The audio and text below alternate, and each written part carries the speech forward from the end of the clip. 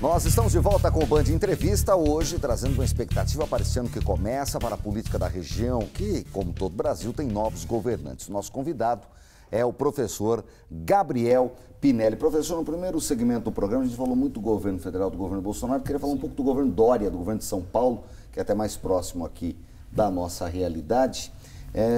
O governo Dória com, se não me falha a memória, 6 ex-ministros, só do governo Temer. Outros nomes de expressão política, além de técnica no governo, chega para fazer um governo de notáveis. O que dá para esperar nesse primeiro ano de governo? Ele que pega uma sequência, o PSDB está no governo há 24 anos. Sim. Nicolini, o que chamam e falam que ele não montou um secretariado, que ele montou um ministério, é um risco. Quando a gente conversa com políticos antigos, eles sempre nos contam o seguinte: quem brilha é o político. Eu não monto um secretariado que possa brilhar mais do que ele. Por um motivo muito sério, para que o governo não rache, para que não haja um rompimento do capital político de quem foi eleito. É esperado também, e gerou muita expectativa, de que quando ele montava um ministério, ele não estava pensando só em um governo que ele fosse tocar essa máquina por mais 4 anos, mas que ele estivesse se preparando para 2022. Eu acho que, eu não sei se ele já está com o olho em 2022, acho que se ele aprendeu com a sua lição, dizem que gato escaldado tem medo d'água, a tentativa dele logo como prefeito já tentar mudar de cargo, isso pode se queimar um pouco. O que eu acho que dá para a gente ler desse novo governo? Você tinha grandes atores políticos soltos. Você tinha uma turma do PMDB, você tinha uma turma do PSD, você tinha grandes políticos que foram desalojados e que perderam com a vitória desse novo governo. O que ele começou a se consolidar é se tornar uma terceira possibilidade de um campo político para receber esses grupos. Por que terceira? Porque eu tenho um primeiro grupo político, que é o atual, que é o governo, que é o grupo Bolsonaro. Eu tenho um segundo grupo político, que óbvio vai ser a oposição, que neste momento são as esquerdas. A gente só não sabe qual é a cara dela ainda. E um terceiro grupo é ele que está abrindo este campo para receber políticos que foram desabrigados. Até foi muito criticado na época, porque ele criticou muito a gestão Temer e trouxe aí 6 secretários que foram ministros do Temer. Ele seria a terceira via, uma tentativa de consolidação de uma terceira via. De um centro. Eu não sei se ele consegue.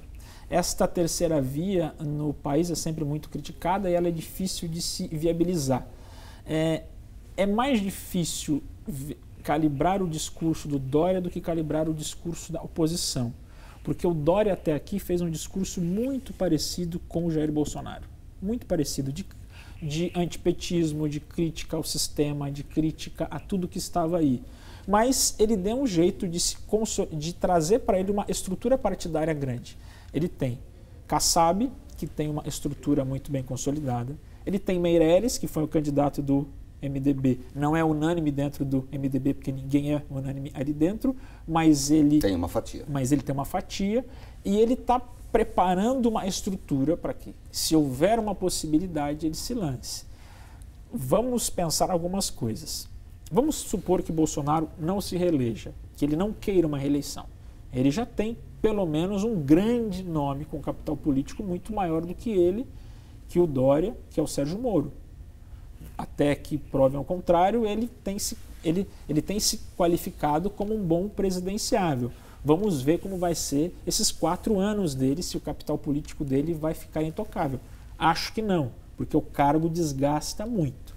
Então, eu sinto que o Dória armou uma estrutura para absorver todo mundo da estrutura nacional que estava sobrando. Agora eu queria analisar a questão mais do varejo político. Nós tivemos um governo Alckmin, Márcio França, que fazia um atendimento do varejo político dos prefeitos, era comum no Palácio dos Bandeirantes e de repente nós vamos mudar para um outro tipo de governo. O Dória é muito mais técnico, aposta muito na imagem, no marketing, na eficiência do governo, talvez não tanto na gestão do varejo. Você acha que esse acesso dos prefeitos ao governo continua? Muda um pouco o canal de diálogo entre o interior, por exemplo, do estado, como a região do Vale do Paraíba e o Palácio dos Bandeirantes? Essa era uma preocupação minha, até o dia que ele colocou como chefe da Casa Civil Gilberto Kassab.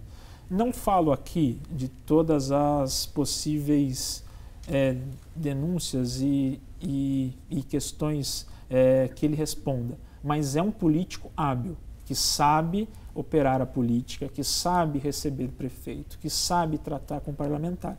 Então, quando o Dória traz ele como chefe da Casa Civil, acerta. Por quê? Ele vai cuidar do varejo político. Ele então vai cuidar desse varejo. Por que é importante? Elcio, as pessoas acham que esta relação ela sempre é promíscua, mas não é. Todo município tem um orçamento muito pequeno para gastar. Ele gasta para investir. Se ele quer asfaltar a rua, construir ponte, ele precisa pedir dinheiro para o governo estadual e para o governo federal. Mas é uma relação natural que existe. Natural. Isso. Se não tiver alguém que receba ele bem lá em cima, se não tiver alguém que saiba lidar com os 645 municípios do estado de São Paulo, isso não flui.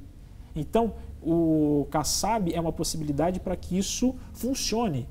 Porque, olha só, não é qualquer coisa. Se não funcionar, são 645 municípios travados. E uma célebre frase do Montoro, que é sempre repetida, as pessoas não vivem na União nem no Estado. Então nós teríamos uma estrutura que teria o Dória na macropolítica e o Kassab gerenciando a política do varejo junto com as prefeituras e base aliada, Sim. etc. O Dória vai ser o rosto desse governo, o Dória vai rodar, ele vai estar nas tribunas, nas televisões, mas quem vai atender, quem vai fazer essa máquina funcionar, o primeiro nome vai ser o Kassab, que tem experiência nisso. O Onyx Lorenzoni tem a mesma cancha para lidar com os deputados em nome de Jair Bolsonaro? É esperado. Por isso que ele assumiu a Casa Civil e não o Bibiano. Vamos lembrar, até o dia do segundo turno, o homem mais falado dentro do governo Bolsonaro era o Bibiano, que era presidente do PSL. Muda-se o governo, ele ganha, no dia seguinte, segunda-feira, a gente só vê estampado em todos os jornais Lorenzoni. Somente ele.